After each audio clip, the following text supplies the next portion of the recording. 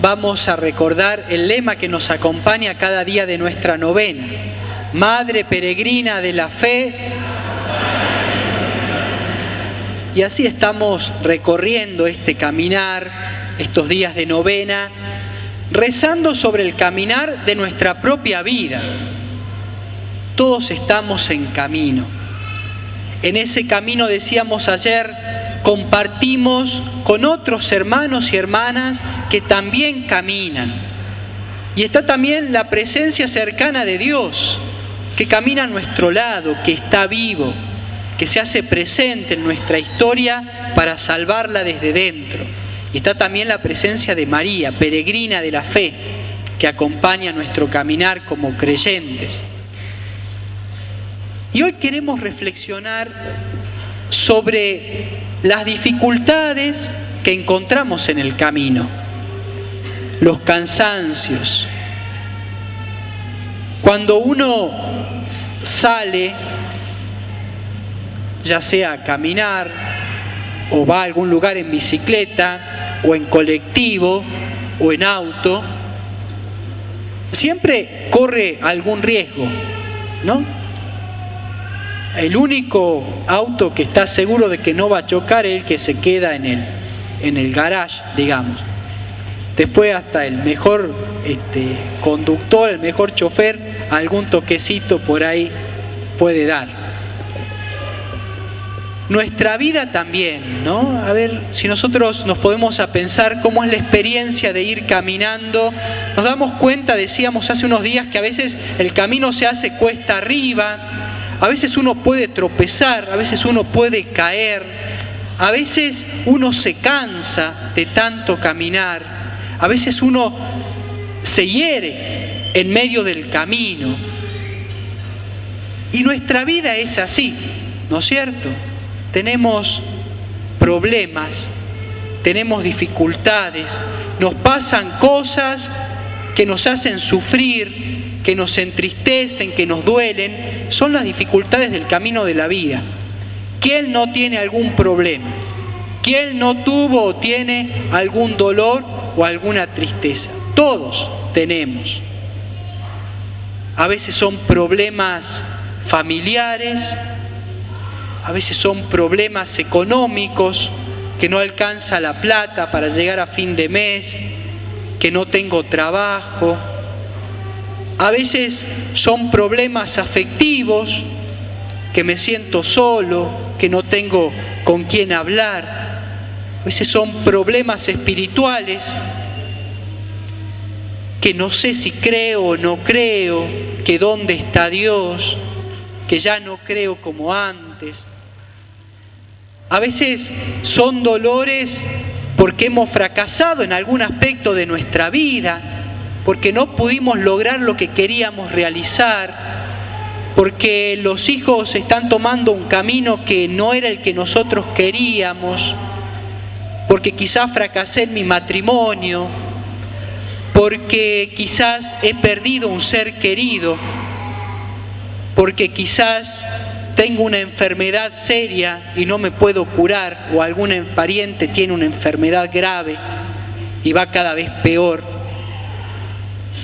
Alguna de estas cosas tenemos todos y en algún momento nos toca. Es decir, el camino, que es tan lindo, como decíamos, también muchas veces se hace cuesta arriba. También muchas veces nos duele, nos hiere. Son las cruces que a cada uno nos toca llevar. Y desde la fe uno dice, pero ¿por qué esto? ¿Por qué este sufrimiento? ¿Por qué este problema? A veces esa pregunta, ¿no?, que nos hemos hecho, que hemos escuchado, ¿y por qué a mí? ¿No es cierto? Si Dios es tan bueno, si Dios está conmigo, ¿por qué me pasa esto? ¿Cómo permite que me pase eso? Por eso muchas veces estas dificultades del camino nos hacen como dudar de nuestra fe, nos hacen dudar de esa presencia de Dios que camina con nosotros. Y hay algunas maneras de tratar de comprender este misterio de la cruz y del dolor que tenemos que corregirlas un poquito, porque a veces se nos meten ideas que no son del todo ciertas. Está aquel que piensa que Dios nos prueba para ver hasta dónde llega nuestra fe, hasta dónde llega nuestro compromiso. A ver si seguimos creyendo y si seguimos confiando o no en Él. Y entonces nos aprieta, digamos, ¿no? A ver hasta dónde. A mí me cuesta creer que Dios juegue con esas cosas de esa manera. No, Dios, yo no creo que nos esté mandando ninguna prueba para ver hasta dónde llegamos, y menos cuando son dolores grandes. Dios con eso no juega. Dios toma muy en serio el sufrimiento humano. Otra cosa es que nosotros veamos o experimentemos esas situaciones como pruebas desde nuestra parte, porque al poder superar un gran dolor, un gran problema, una gran dificultad, muchas veces crecemos. Si nosotros el dolor o la cruz que nos toca logramos de alguna manera vivirla bien, el dolor nos hace madurar, nos hace crecer. Muchas veces nos hace valorar cosas que antes no valorábamos bien. Entonces, desde nuestra parte podemos decir, sí, es como una prueba que me hace mejor persona si la logro superar bien. Pero que Dios me esté mandando pruebas a ver si le respondo bien o no, eso yo me parece que es una idea equivocada. Dios no juega con el dolor del ser humano. Otros piensan que cuando nos llega una dificultad es porque Dios nos ha castigado. Algo habré hecho. O cuando alguien algo habrá hecho, por eso le pasa esto. Dios que castiga. Pero resulta que ya el libro de Job en el Antiguo Testamento se da cuenta que esto no es tan así. A veces el más santo sufre y al que uno dice, y este desgraciado parece que nunca le pasa nada. Todos de todos modos tenemos nuestros problemas y dificultades, ¿no? Pero Dios no castiga. Dios no castiga. El pecado o los errores que cometemos causan daño, causan dolor en sí mismos. Por eso Dios no quiere que nos equivoquemos, que nos hagamos mal unos a otros. Él está preocupado para que justamente no nos hiramos unos a otros, no nos hagamos daño. Ahí está, pero no es que Dios añada un castigo por sobre el dolor que tiene ya la vida misma, ¿no? Por eso una vez a Jesús le preguntaron, porque también estaba esa idea, había un ciego de nacimiento. Entonces, bueno, si él nació ciego, ¿por qué Dios mandó ese castigo? ¿Por algún pecado de él o de los padres? Y Jesús dice, no, esto no es ni pecado de él ni de los padres, es para que se manifieste la gloria de Dios, la voluntad de Dios que va a sanar, que va a curar, que va a redimir. Entonces, también saquémonos de la cabeza eso del castigo de Dios, porque no es el Dios de Jesucristo. Y a veces uno piensa, o a veces hemos escuchado, al revés. Ya el sufrimiento no viene porque Dios te castiga, sino porque Dios te quiere, entonces te hace sufrir. Ese razonamiento es más raro todavía. ¿Alguien hace sufrir a propósito al que quiere? No. ¿Cómo vas a hacer sufrir a la persona que vos querés? Si nosotros leemos el Evangelio, Jesús en ningún momento aumenta el dolor, el sufrimiento. Al contrario, hace todo lo posible para aliviar el sufrimiento de las personas que se encuentran en el camino. ¿Tienen hambre? Denles ustedes de comer. ¿Cuántos enfermos que se acercan a Él y Él no les dice, mira, estás sufriendo porque Dios te quiere mucho? Él no, sanaba. Vio la viuda que iba a enterrar a su único hijo, le devuelve la vida. Es decir, es más, retaba a los que ponían cargas sobre los demás. Dice, y ustedes que cargan la vida de los demás con cosas que ni ustedes son capaces de mover con el dedo. Es decir, aquellas personas que en vez de aliviar, hacen más difícil la vida de los hermanos, imponiendo cargas y cosas. En el Evangelio no se nos habla en ningún momento de que Jesús aumente el sufrimiento, sino al contrario, busca aliviarlo.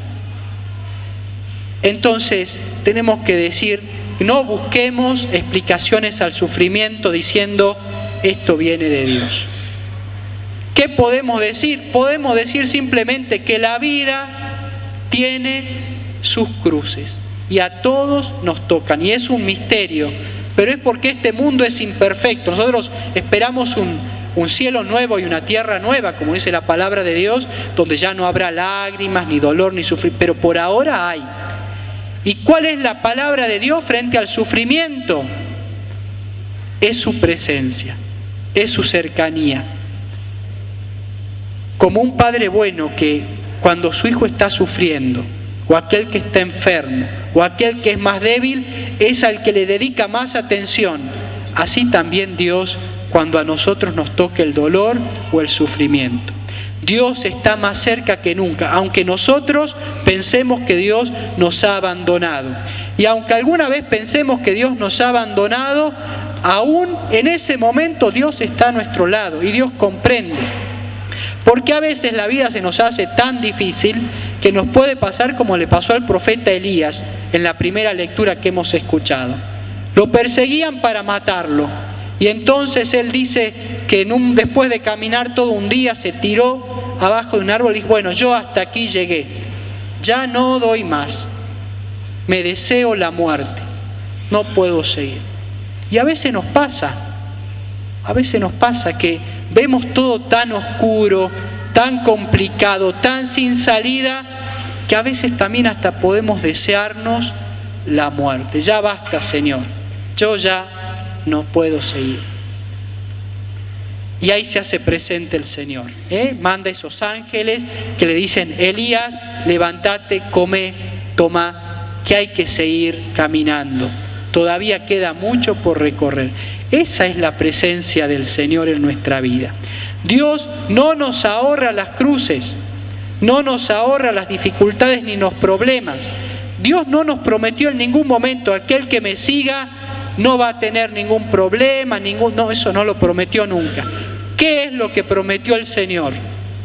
Estaré con ustedes todos los días. La presencia de Dios es la que nos da esa fuerza cuando nosotros ya no tenemos más fuerza. Es la que nos ayuda a mantener la esperanza cuando nosotros ya no tenemos más esperanza. Por eso la fe es creer en Dios en las buenas y en las malas.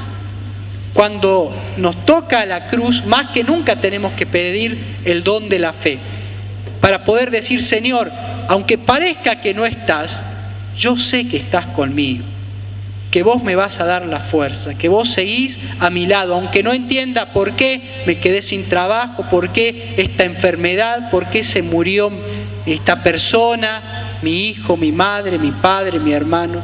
No lo entiendo, pero sé que estás conmigo. Que el Señor nos regale esa gracia, porque en ese momento lo que nos va a sostener es la fe. Y también que nos regale la gracia de estar atentos al dolor y al sufrimiento de los demás. Porque muchas veces nosotros vamos a estar llamados a ser el signo de la presencia de Dios al lado de aquel que está sufriendo. Qué bueno si nosotros no solamente estamos encerrados en nuestro propio dolor y nuestros propios problemas, sino que también somos sensibles al dolor de los demás. Estamos atentos para dar una palabra de aliento, para brindar una mano de ayuda a aquel que los necesita. Y entonces nosotros nos convertiremos en signo de la presencia de Dios junto a aquel que está sufriendo y que necesita sentir que Dios no lo abandona, que Dios está con él. Que como María al pie de la cruz, el Señor nos conceda también a nosotros mantener la fe y la esperanza en medio de nuestros dolores. Y que María, Madre Peregrina, esté a nuestro lado para consolarnos, para acompañarnos y para decirnos que el dolor y el sufrimiento y la cruz y la muerte nunca tienen la última palabra, sino la vida, la resurrección y la alegría que el Señor nos regala. Que así sea. Hemos pedido que traigan un poquito de agua. Los que se acordaron, vamos a sacar la botellita o el frasquito, vamos a destaparlo.